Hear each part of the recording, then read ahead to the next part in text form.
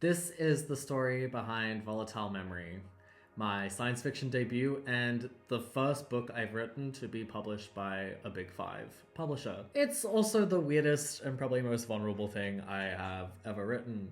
It comes out July 22nd, so by the time this video is up, it should be really soon.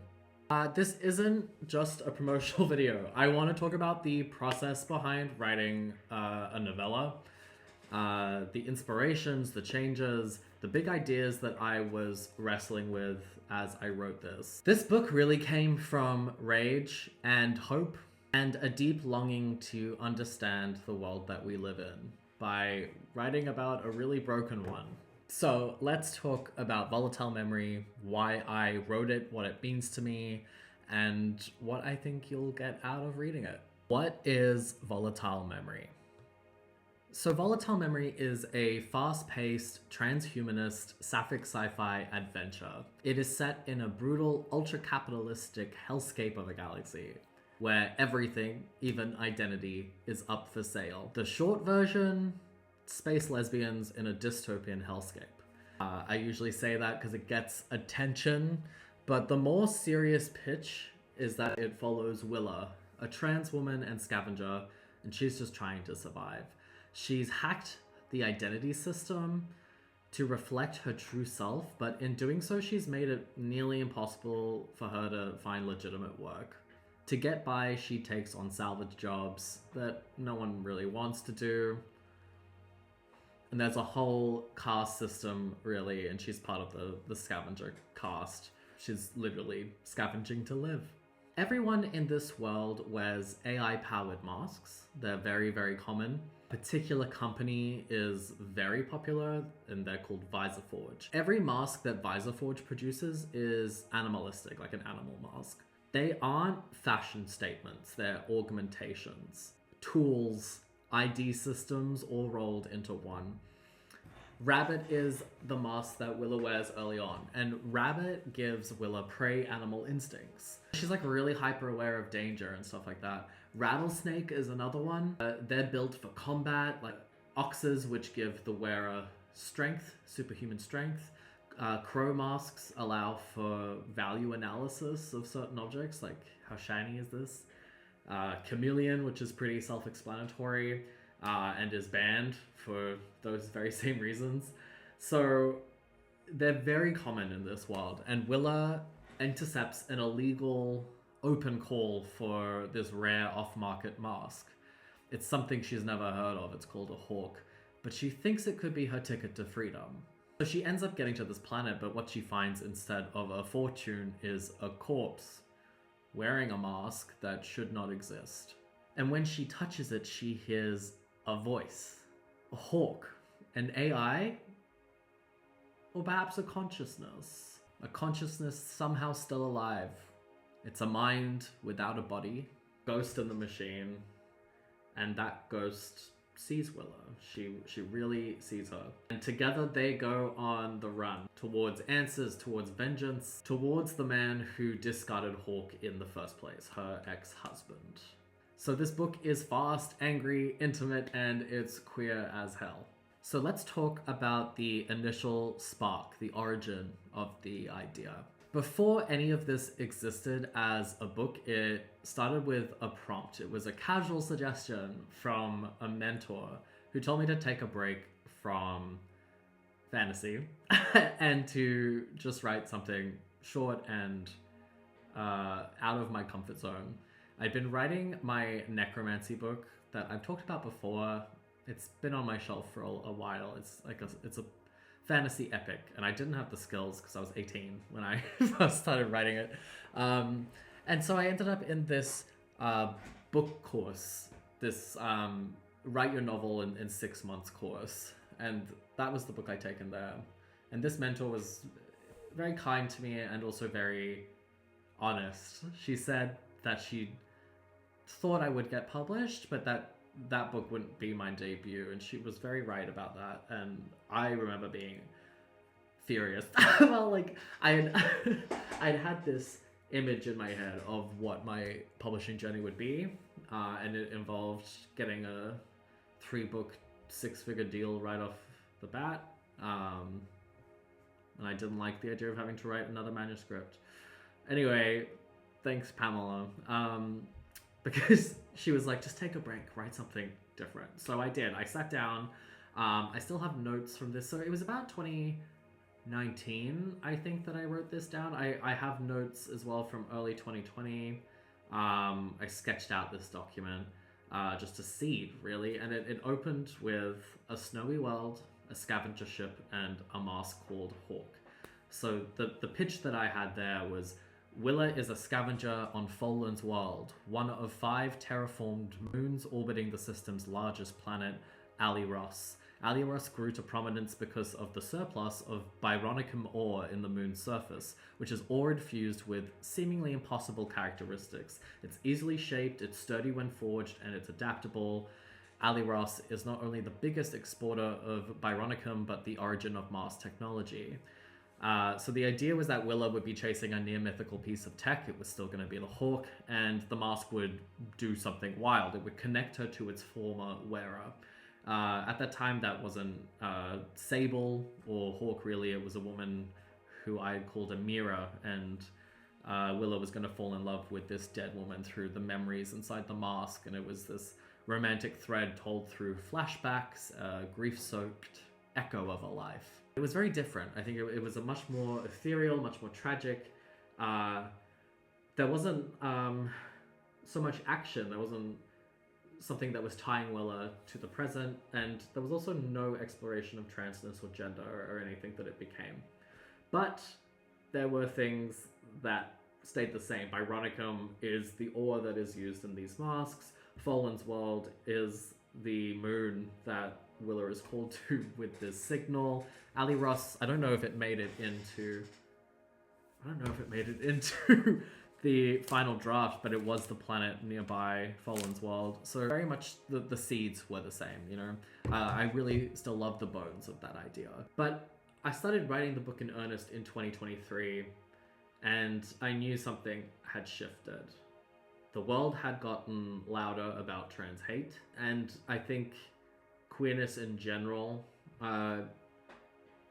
became such a talking point that it was difficult to ignore, and I didn't want to ignore it. I wanted to talk about it. The rage that I feel and felt then filtered into this story. The romance stopped being about a ghost. It became a partnership, a question of embodiment and survival. Hawk became Sable, who was a lot angrier than Amira. She was more self-aware, more difficult to define, more alive. And the questions became, what does it mean to wear someone else's life? What do you owe to the dead? What if your salvation was born from someone else's ending? What does it mean to be a woman, to be human in general? What do we owe to the system? You know, things like this. I also realized looking back that the very first version of this idea was following something else I'd done, which was a live performance piece called The Mask Maker that I performed at the Huon Valley Midwinter Festival. And I wore a series of handmade masks and told stories through them. I'm gonna show you.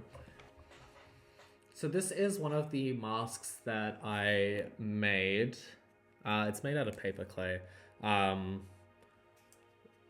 This is based off the Dalish from Dragon Age, because I am obsessed with that series, if you didn't know. But yeah, I used to make a bunch of these.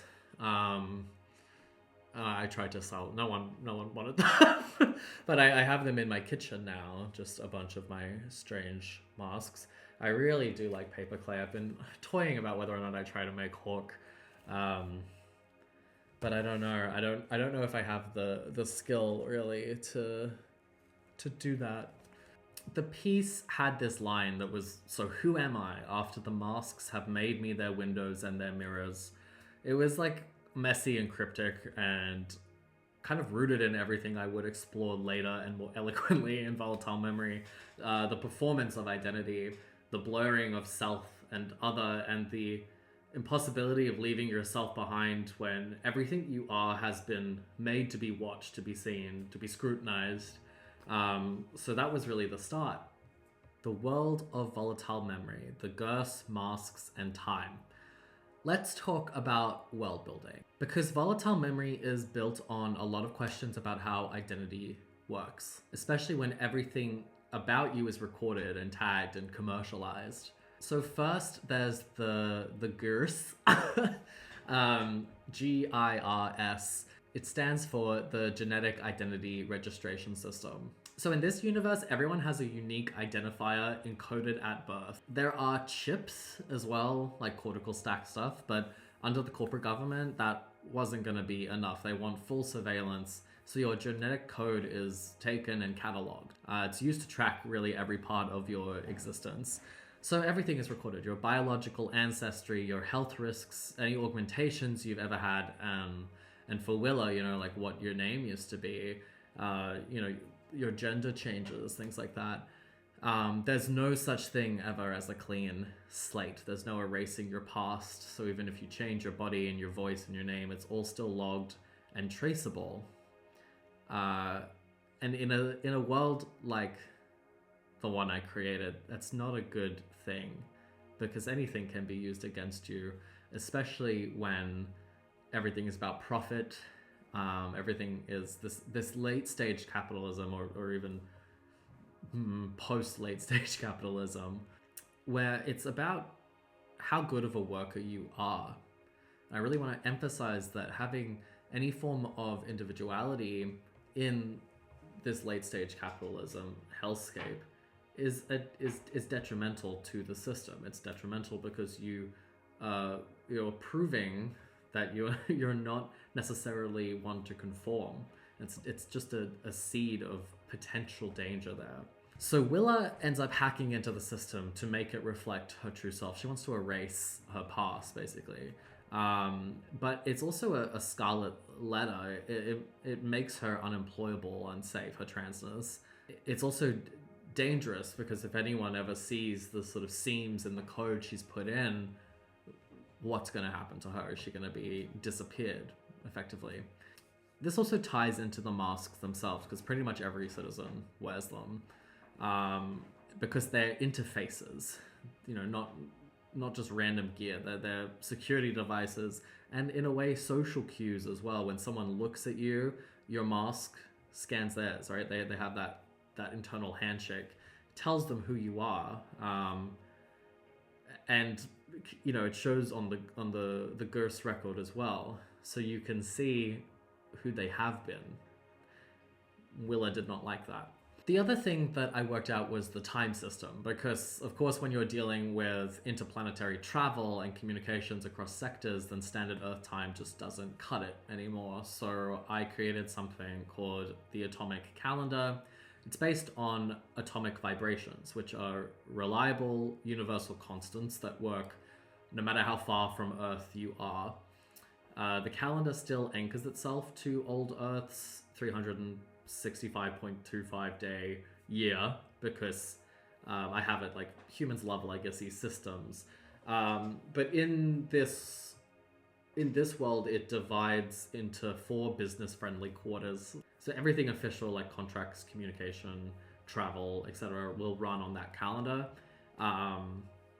You'll hear characters refer to dates like quarter 3, day 20, corporate year 700, which is like cold and impersonal, and is meant to remind you that this society isn't built on culture but on compliance. That's obviously a really formal layer. So on individual planets and moons, people will still keep their own time. So, you know, there'll be shorter days on some planets, you know, longer nights on others. So there ends up being this underlying tension between the personal and the bureaucratic, because you're between this lived reality and imposed order. And that tension is the core to the book, because Volatile Memory is a story about people who refuse to conform to the systems that try to define them. Systems like gender, identity, memory, or time itself. Sapphic romance. Let's talk about the romance, because it is sapphic, but maybe not in the way readers expect. I think it's romantic in a really brutal and kind of angry way. These are 2 women with very different experiences of womanhood, but they are united by their rage. Both have been broken by men, and by a system designed to keep them powerless. That common ground becomes something sharp and unyielding. It's an intimacy sort of forged in the fire. It can be tender, and it can also be a little unhinged. They only have one body between them, and one of them lives in a bird-shaped mask. But honestly, that is kind of queer love. It can be weird and tangled, and it doesn't always follow clean lines. So I think queer readers will connect with it instinctively. Perhaps readers used to more conventional romances will get stuck on the fact that Sable is technically a mask. She may not even be human. But here's the thing, the bond between Willa and Sable isn't metaphorical, it's physical in like the most intimate way physicality can be. It's literal. You cannot get more intimate than sharing a nervous system. For Sable, who exists outside of human life and may not even be alive in the conventional sense, every feeling is overwhelming, especially love. You know, it's like, here is a woman who is risking her life for me, a woman who is listening to the pieces of me I don't fully understand, and I may not even be the me I think I am. So the love that emerges is not polite or quiet, it's this visceral shout. And I know some people are definitely gonna see it as like this insta-love trope, which in two parts is inevitable because of the length. It's a novella, but also when you are literally living in someone's head like that, I think it can be forgiven for loving quickly, and the connection between them is just so raw and bright. So I really hope that people connect with it. The revenge plot and where it came from. So let's talk about queer revenge. This book is steeped in rage. It's not necessarily abstract literary rage, but a real lived political rage that comes from this milieu, from watching media that is increasingly hostile to trans and queer people, and realizing, you know, we've had years of stories about joy and perseverance, but sometimes joy isn't the answer, or it's not enough. I think it is important that we explore the anger as well. I love my mushy queer romances. I love writing fantasy where queerness is normalized. Obviously, I've written books where queer characters exist without ever having to fight for their right to exist. And I love writing those stories and reading those stories, and there is obviously a place for that joy because this world is exhausting. But, you know, it isn't the world we live in, and I am tired. I've been tired for a long time. And, you know, and I'm a white queer, so I've got it easier than most. Things are getting worse. And, you know, trans people are constantly under fire. Trans men and trans women both experience violence rooted in misogyny. With the Matt Walsh "What is a woman?" question, I wanted to write about that. Obviously, I'm not a woman and I'm not a trans woman, so I have flagged this before, but I just want to say again that there have been many queer and trans and queer femme and trans femme voices attached to the project and involved in edits and in sensitivity reads and things like that. So, you know, just aware that it's like, well, what do you know, white boy? Willa's story as a trans woman is very different from, say, Saba, who is a trans male character I wrote in Reclaimed. Here, that's Saba. Saba's arc was more about reconciling a gap between his body and his ideal self. Saba's story was about loving yourself as you continue to change. Willa's is about surviving when the system says you aren't real, when your identity has been flagged as incompatible with employment, with dignity, with personhood. So Willa has altered her body. She's got hormone implants, a voice modulator, physical changes. She's modified herself to feel like herself. And then along comes Hawk, Sable, a woman pulled from the corpse of a cis woman. Now Hawk only experiences womanhood through Willa's body. That's the only body she has access to. It's a trans body. It's Willa's body. You know, she's fought really hard to have autonomy over her personhood. So it becomes complicated as hell. You know, Willa fought for a body, paid for every inch of it in some way, and now she has to share it? But what does that mean? Does Hawke's womanhood still count? Is she even human? Does the answer matter if she feels rage and memory and empathy? If she sees Willa, like truly sees her and doesn't flinch away from the truth of her? There's a moment where Hawke nearly asks Willa if it matters, if the body matters, and then she stops herself because of course it matters to Willa. That body and that identity is the thing that she built when no one else would give it to her. So yeah, this story grows in like a messy queer soil, and it grows into rage. Willa's rage is quite righteous. She's hacked her own records. She's chosen herself even when it meant exile. She's left her family. She lives on the edges of legality, and she refuses to apologize for it. She starts the book quite small and quite anxious, because that is what survival looks like for her. And then you have Hawke, whose rage is wild. It's a wildfire.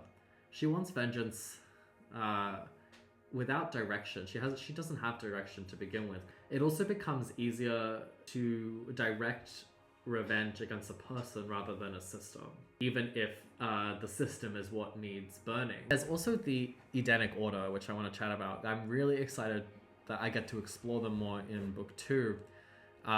They are a priesthood meets cult meets resistance group. They plant the seeds of old earth into their flesh, and they give their bodies over to become like living plant temples for a world they've never seen and will never see again. In the book, they're described as the clergy embedded with seeds and propagations, their bodies at once home to their minds and a new force. So some of them are terrorists. That's how the Corporate Federation sees them, as this great threat to conformity and to industrial areas and to like built up areas, because seeds and plants can really screw up the foundations of a building. Some are visionaries. Willa once considered joining them, so I have a passage about those worshippers of plant life that gave their bodies over to seeds. At one point in your life, you'd thought about joining the order, about giving this body of yours that you dislike so greatly over to a different force altogether. So long as the change happened because it had to, then maybe your family would understand. Which I think is such a trans narrative. The shame that says, I can change myself, but only if it's for something else, only if it's out of my control. I want readers to see that, you know, Willa starts off really thinking herself as prey. She may be scared, but like she did choose herself before Sable was there at all. She chose this life. She chose to survive. So when she chooses vengeance, it's not petty, but it's sacred.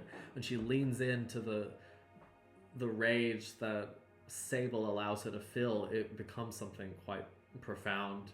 You know, together they both can become hunters. Writing a novella and actually finishing it. So the word count was probably the greatest challenge I faced for this book. Novellas are tricky beasts. They pretend to be short and sweet, but they're tightrope acts. You don't have room to meander. You really have to be surgical. Every paragraph has to do multiple jobs. You gotta build the world, reveal the character, move the plot along. I am not entirely sure how I manage. I am such a waffler. Anyone who's known me or followed my writing knows that I kind of famously failed my mentorship with Blind Eye Books.